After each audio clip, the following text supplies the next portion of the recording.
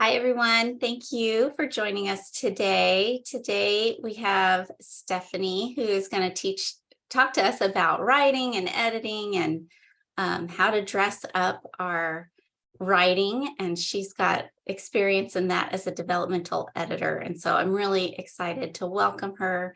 Those of you who are watching this later on recording, Stephanie's got her hands full with a little one today who's not feeling well. So we're going to do our best today, and we'll just kind of play it by ear to see, how much bandwidth she and Tabitha have in the next, 45 minutes to an hour. So thank you guys all for being here. And Stephanie, why don't you tell us a little bit about you and kind of your work?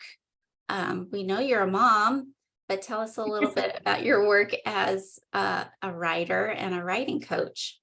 Yes, absolutely. So, as a spiritual growth writing coach, I help faith-based writers to gain clarity, consistency, and confidence to be able to share their God-given message or story with the world. Specifically, I kind of tackle that spiritual growth component in terms of looking at what opposition and what resistance is coming at us when we're writing and when we're trying to write and we're trying to share the message and come at it from a spiritual component. Basic creating and coaching from creative work being spiritual work. So looking at it, not being able to really separate the two, but realizing that creative growth in essence is spiritual growth, since we were created by the creator himself to create. So, Oh yeah, that's yeah. so good. That's a good little elevator pitch. You've got Yeah. that really succinctly down. That was great. So your work is kind of a writing coach. Do you do the, writing yourself? Do you have some things that you've worked on in the past that have kind of led you to this place of being a coach? Absolutely. So I have my coaching certification as a spiritual growth coach, and I also have a coaching certification as a Hope Writers writing coach. So instead of trying to ask myself the question of how do I serve two different audiences and what do I do as spiritual growth coach and writing coach, God just really revealed to me to combine them, that writing is a spiritual practice and it's something that we can do together. So my first book was published in 2020, September 2020. I laugh because we all know what year September, Yeah, 2020 was. that carries some weight. Exactly. And it was a spiritual growth and transformation book called The Butterfly Blueprint: How to Renew Your Mind and Grow Your Faith. And so I looked at our spiritual growth and transformation from the metaphor of a butterfly. Mm. And if you fast forward to now, I am looking at writing and our writing journey and our writing transformation from the metaphor of a butterfly as well. So God does a lot of things in patterns and confirmation for me, and kind of hesitated to use the butterfly again in my current writing because I already did that, Lord. Like, we did that for the first book. What do you mean you want me to do this now? But I have a feeling that when he calls you to give a message and steward a message, some of them are for a season and some of them do change over time, but others of them, I feel like they're ingrained in us and they're just who we are. And that just becomes like what we start and what we want to shout out on the rooftops. Oh, I love that. And like writing is all about the transformation, right? Like we as writers are being transformed in the process. Our readers, Lord willing, are also being transformed. So that metaphor of a butterfly is so beautiful and aptly put, that we're just always in this process of transformation, right? Yes, absolutely. That's the book I'm actually working on now.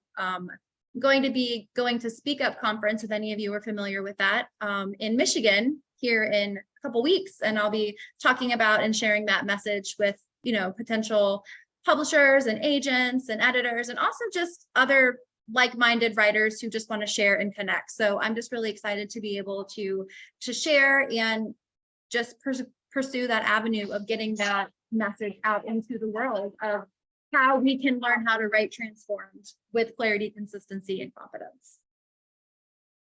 Oh, that's so great. So like tell us a little bit about your work as a developmental editor as well, and how does that work together with what your other coaching work? Yeah, so I completely stumbled on developmental editing by accident when I rebranded my coaching business as a writing coaching business. My first client actually, she looked at me for feedback for her manuscript and giving her that suggestion of reviewing and providing those suggestions and corrections. As a result, I started to realize, oh, hey, I really enjoy this. I really enjoy kind of looking at nonfiction books and nonfiction ideas and picking out, okay, I see the key message, I see the key theme, give me an example. Okay, can you give me a little bit more information? And just really looking at how to round out their ideas and also challenge them to dig a little bit deeper where they need to dig a little bit deeper into maybe sharing a story or an illustration or an example, to just help them kind of just put themselves in the perspective of it's different having someone tell you an event that happens to you versus being able to write about it in a way that places the reader right there with them. So just trying to navigate that. And I also learned that God was preparing me for that because as a couple years of teaching psychology undergrad, I was well versed in reading and grading a lot of papers of students and providing some feedback for them for their evaluation as well. So what I thought that maybe God had placed in, in my lap just randomly, turned out he didn't. Turned out the developmental editing was just a long process of the things that I enjoy doing, the passions that he's given me, the gifts that he's given me, and the practice and experience that I had when I was teaching. So. Oh, that's exciting. And such practical tools in your tool belt as a writer to kind of be able to hone in on that, because I've noticed just in my untrained eye as I read things, so often people don't, and maybe you can address this too. It's just that it seems like sometimes we can ramble on, right? Like we can just share all the things that we know about a certain subject or topic, and you kind of get to that point where you're like, okay, so what, right? And I think that is what you're talking about, is that's that transformation thing that has to happen in a piece of writing, right? Yes, absolutely. Yeah, I think there was a guided hope circle that I was a part of, I think last summer, and she talked a little bit about the transformation journey, and like taking the reader in on the transformation. So looking at who the hero of the journey was, whether it was the reader, which nonfiction self-help, which are most of the books that I do the editing for. So where the reader is at the beginning of the book, where they are at the end of the book, and the steps or things that have happened or things that they've gone through or insights, revelations that have taken them through that journey from one point to the other, how they're different and how they are transformed as a result of whatever you lay out in the book. And so that's also kind of what I use for with clients looking at, okay, I have an idea for a book, but let's, see where it goes, and let's see how we can start to flesh it out and what that looks like. So just looking at the reader transformation or the transformation of the hero really helps determine what needs to stay and what needs to go. So many illustrations, so many examples for different points we can make, but the idea is we can narrow it down to the illustration that's going to meet that need and match that takeaway as specific as possible. So we aren't just kind of rambling through a long story or long examples, because the concise writing is usually the better way to go. Well, I would say it is the better way. It is the better way. Yeah. It's so interesting. Like there's a theme kind of emerging. We've talked about this in the last couple of weeks, but in a different context of websites and branding as ourselves as readers. We talked about that in my topic, which was the hero section of your website, right? And there's a story that you're telling on your website. There's a story that you're telling in your writing as well. So what are some of the other like common things, mistakes, themes that you see writers make in their writing? Yeah, I think I kind of alluded to it before, but in terms of the actual writing, I think it is just writing as you're telling somebody a story, an event that happened to you, instead of being able to place the reader in your shoes. So a lot of that Mm, is done by showing and not telling, mm, and what that looks like, which I will cover on Thursday, a little bit about some examples of how to show and not just tell, and really the impact and the benefit that it does make to be able to place yourself in that perspective. I always encourage people to think about it in terms of, if I were to close my eyes and you were to read me this piece of work or read me the story, would I be able to place myself in that story? Do I have enough clues? Do I have enough understanding to not only place myself where the story is happening and when the story is happening, but also be able to feel that response? And so mm. I think a lot of it is just that initial retelling or understanding. And then there's me kind of coming in with a probe thinking, but what are you thinking about that? What are you feeling about that? Like, get me inside your head. There's way more going on than just, I was left out when my friend didn't call me today. Like, there's a lot more than that to the surface. And so that's really what I see a lot. It's that opportunity to connect with a reader saying, wow, I felt rejected too when I perceived that person to not call me, I felt rejected, versus just stating the facts and not going deeper. That opportunity to really, really connect with what the reader's thinking and what they're feeling and what they can identify with in their own story. Mm. That's so good, because when we read that kind of writing, it really draws us in, right? Like when we read that I was rejected, like that even that, just that different word choice versus I felt left out.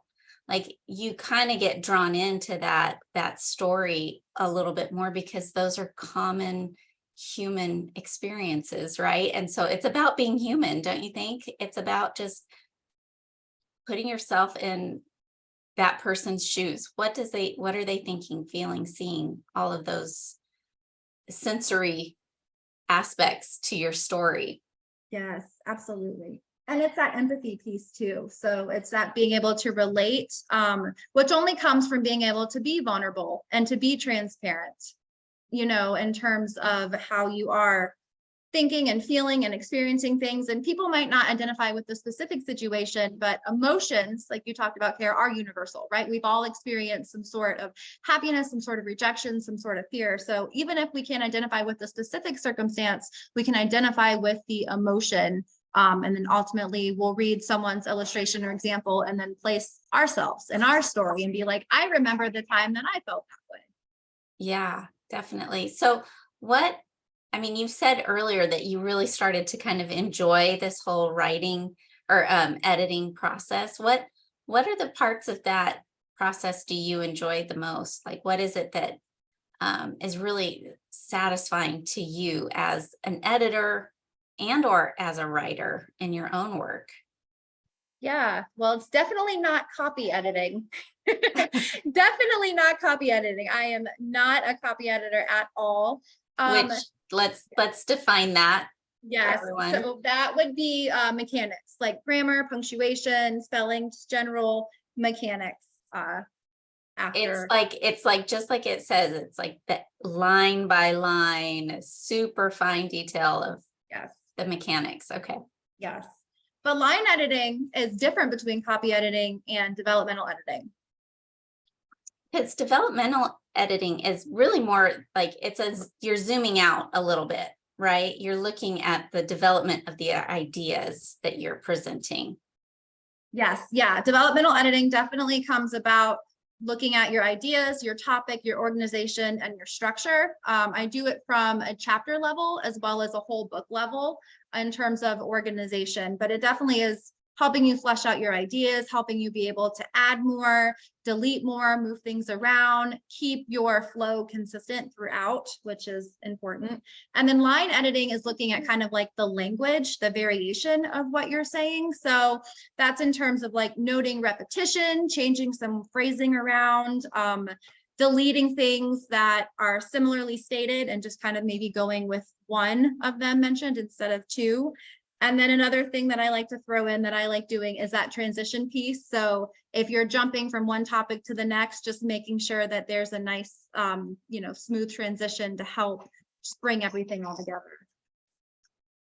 Yeah, that is kind of fun. And it's interesting that like that's something that like God wires people like you to really enjoy. Like to some people, like that would just sound torturous. Right. But to you, like that's such a satisfying journey and process. I kind of think it's similar to like repainting a room, right? Like you get to see this transformation take place, and there's the satisfaction that comes when you see the before and the after, and it looks and feels and the experience is so much better.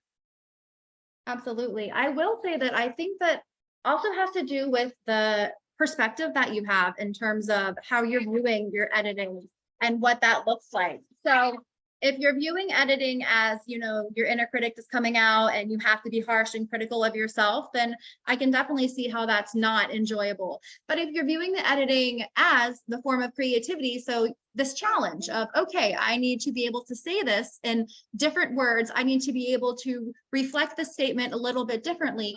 And the challenge really becomes the creative component of itself. How can I creatively say this? How can I creatively eliminate words and still say what I mean? So I think it also, in terms of if you're looking at it as the taskmaster, the inner critic has to come out to edit versus this is just another form of creativity. I think of the Home Edit, if anyone's familiar with that show on Netflix, and they were presented many challenges, the challenges to clean up and tidy up spaces, to organize them, move pieces and parts, but they had either limited space, limited time, limited resources. So it really just becomes the creative way to use what you have in order to do what you need to do. Yeah. Oh, bless Tabitha's heart. She is being so patient. Oh, Stephanie, your hands are so full. So how do you can you talk to us a little bit, if Tabitha will allow, tell us a little bit about what you call a book sketch. How does that kind of work itself out for anyone who might be working on a bigger project of mapping out an entire book? How do you get started with that process? Yeah, so I definitely think the journey and the hero's journey and the transformation tale is a huge part of it. And I also think you can look at it in terms of identifying the key themes, the key takeaways, the key examples that you want. If you're sharing a story or an illustration, for example, you want to share a memoir. So I work with, people who are working on their memoir as well. If you want to share a memoir, you want to ask yourself, okay, am I sharing this event? Like, what's the reason for me to share this event? Am I sharing this because it relates to the point that I'm making and what I'm trying to demonstrate and how I'm trying to bring the reader to understanding? Or am I sharing it because it just flows in chronological order? So a book sketch really helps you identify what is your key theme, what is your key takeaway, and how you want to go about it. The way that I did it for my book right now, for example, is if I'm talking about clarity, consistency, and confidence, then I'm just free writing on clarity, consistency, and confidence first. So for my example, my illustration, I'm going to talk a lot about clothes on Thursday and picking an outfit. So to follow that same suit, if we think about free writing, brain dumping, initial rough draft, however you want to say it, think about it when you decide you want to clean out your closet. And some of us will just dump everything in the middle, right? We'll just go dump, dump, dump, dump, dump, clean it out. And then we'll pick it up and we'll say, do I need it? Do I use it? Do I wear it? How often do I wear it? And then after from those, that evaluation, we decide, okay, this can stay. And we have the reason why we need it to stay. So stories are staying because they serve a purpose. Scripture saying because it illustrates that story, and teachings would say because it also reinforces the takeaway. That's so good.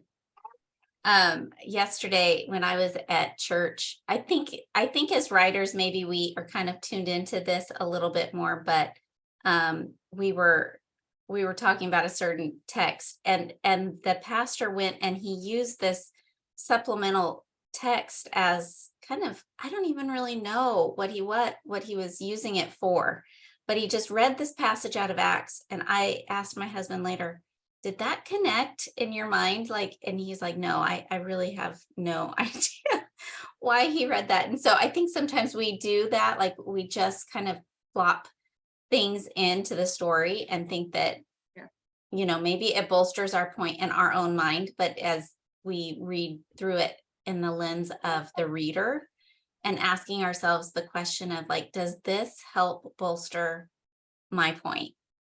With Yes. almost every sentence we write, right?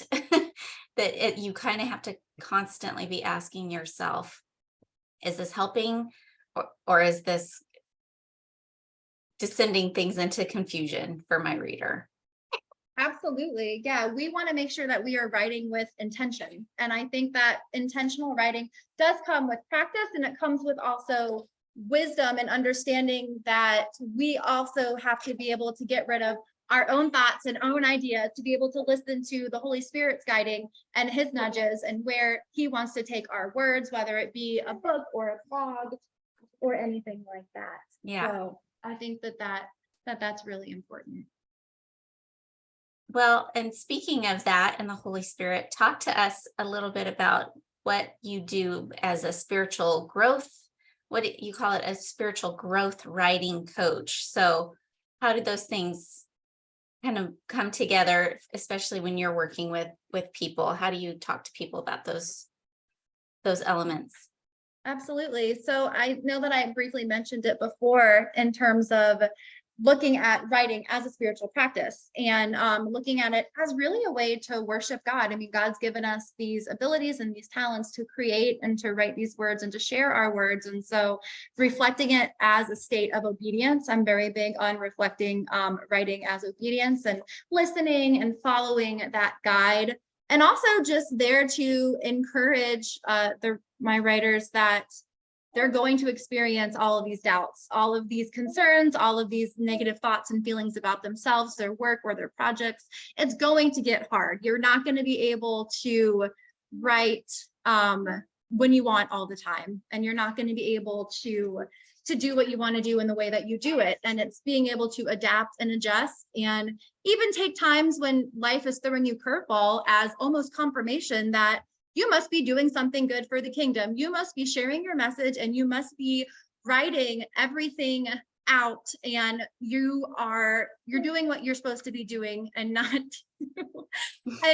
to be over concerned. I kind of reframe the imposter syndrome and the inner critic and that fear that writers have, and help them see that it's a good thing and we can use it as a tool for motivation. Yeah, absolutely. And like you said, I think that is kind of a reframing of our minds, like not to think of this as like, oh, this is hard, therefore I need to stop, but maybe because you're onto something, like maybe this is exactly the point of your sanctification that's happening right in this moment, just like you and this baby on your lap. Like this is hard and you're doing a lot, but God is blessing us through you, Stephanie. So we're so grateful for you and doing all of these things and living it out right in front of us, for sure. Thank you. Yeah. What do you think about writer's block, especially? I mean, here we are in the writer's block, but I mean it in the BLOCK form. How do you help writers, especially with that? I have to admit, I have been going through the worst case this last weekend. I have had a piece I've been writing and struggling through so much. Like I start, I stop, I edit, I'm having all of this inner dialogue. I'm like, what is my point? Where am I going with this? I guess it's a little bit of writer's block. So how do you help people with that? What do you suggest? So I love this because I am a big fan of not saying that writer's block is something that we can overcome, but it is something that we can work through and respond to.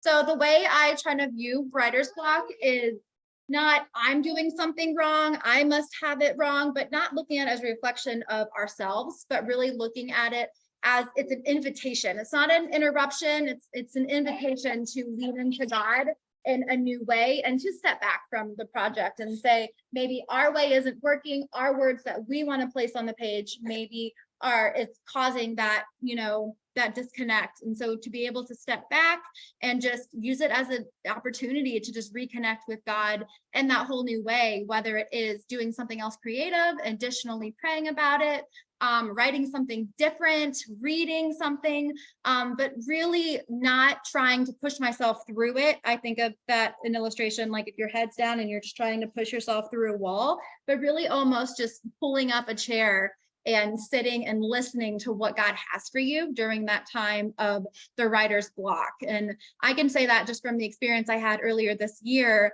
where I felt that the premise of my book, everything was just shaken. I didn't know if it was the way I wanted to go anymore. I had kind of an identity crisis within the book itself. And so I really had to stop and pause. And instead of just, pray, okay, God, get me through it. God, get me through it. I'm just need to go. I really just visualized myself pulling up that chair and just sitting and listening to what he had for me, because he had something there for me, but I had to kind of quiet myself from wanting to just get to that other side and instead wait for him to grab my hand and get me to the other side.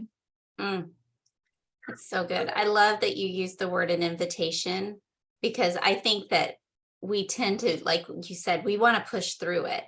And it's probably an invitation to stop and listen. Like you said, do something different, maybe take a break, step away from it for a couple hours or a couple days or whatever the case may be, and really reframe it.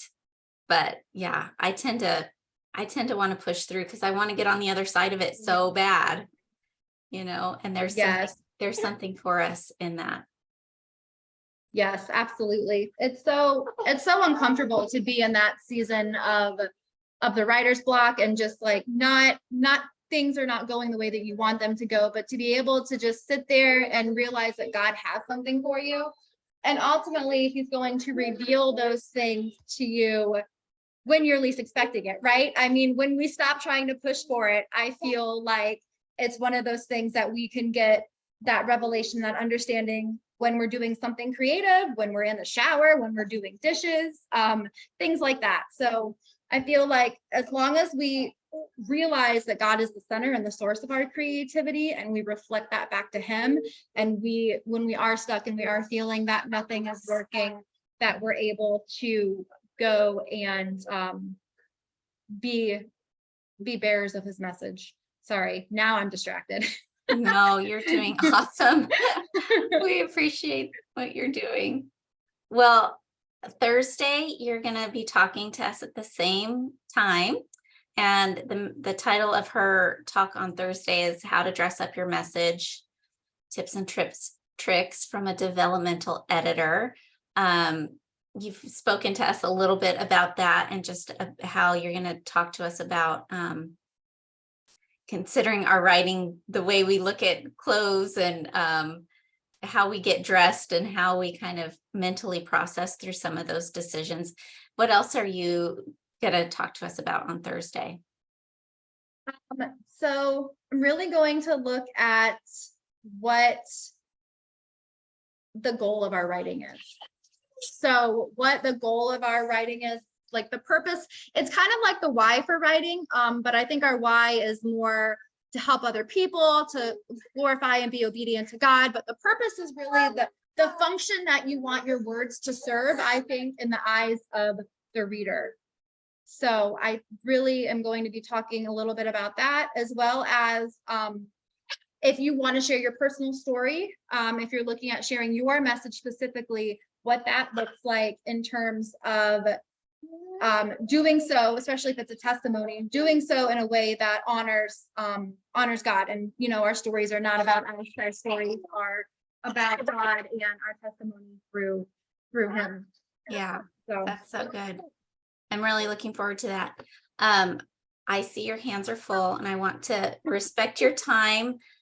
Would you have time for a few Q&As? Yes, I do. Okay. I do. Okay. You all feel free to let us know in the chat or feel free to unmute if you have any questions for Stephanie about editing or writing or writer's block or how to develop your ideas. We've talked about a lot of things today.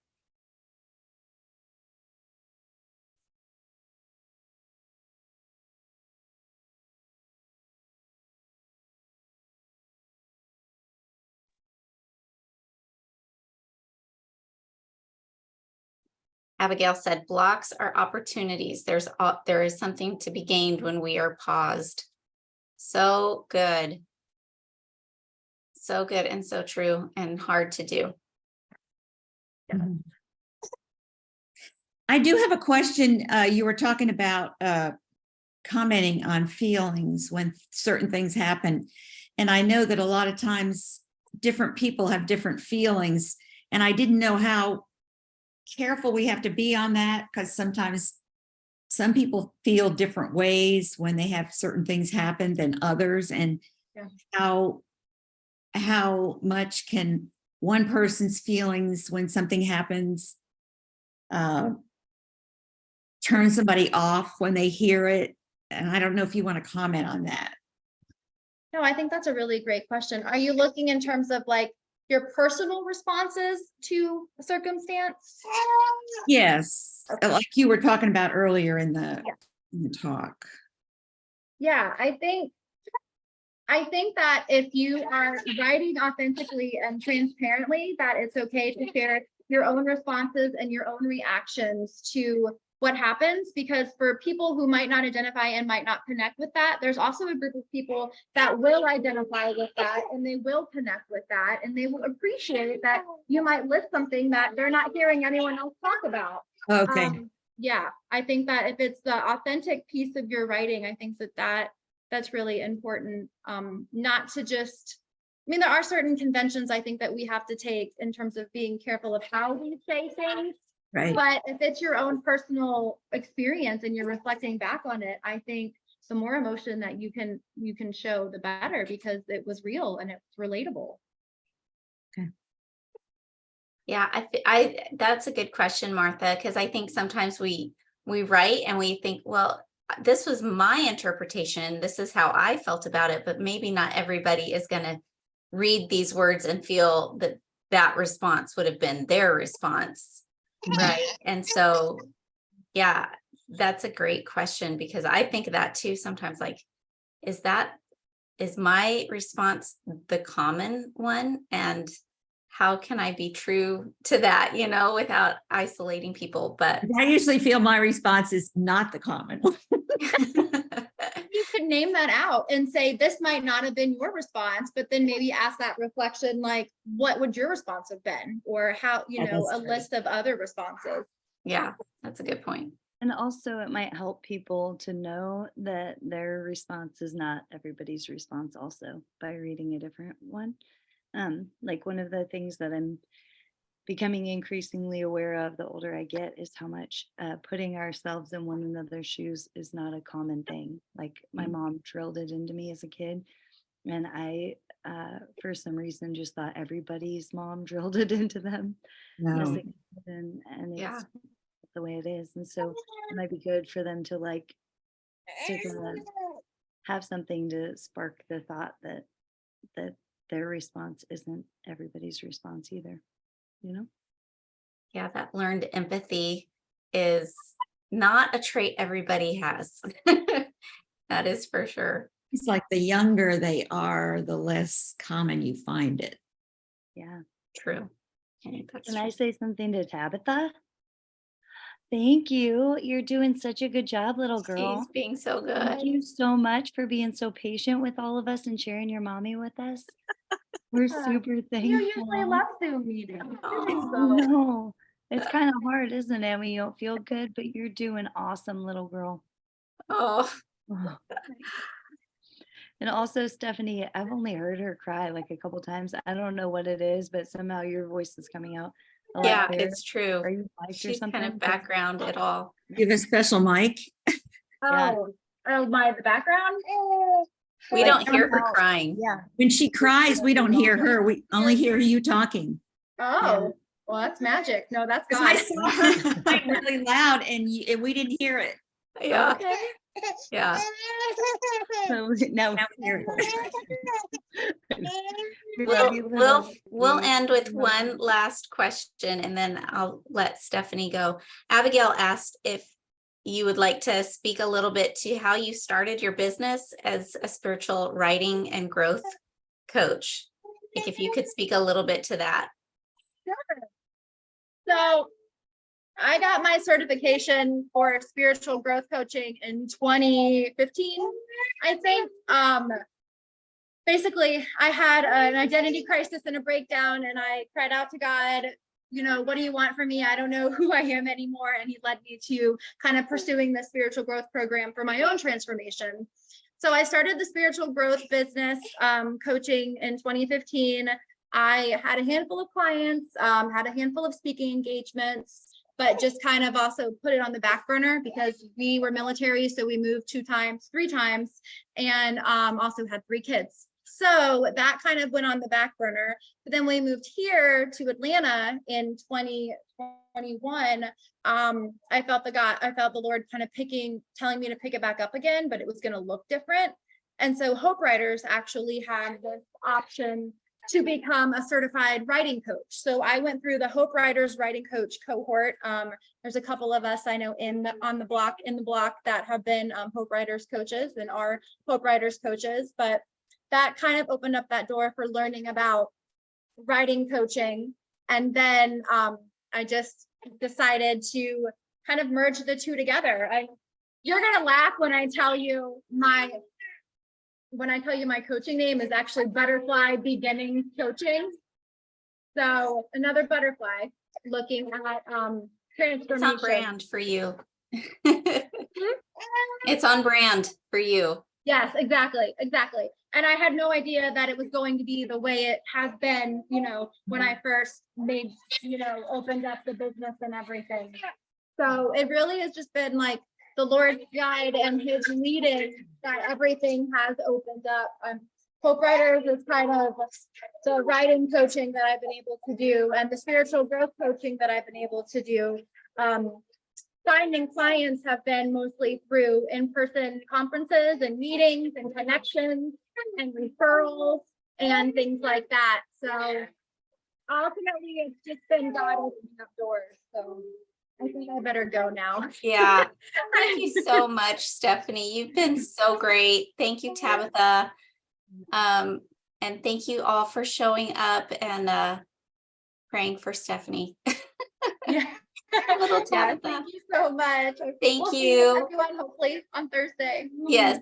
We'll see you all again on Thursday. Take care, everyone. Bye.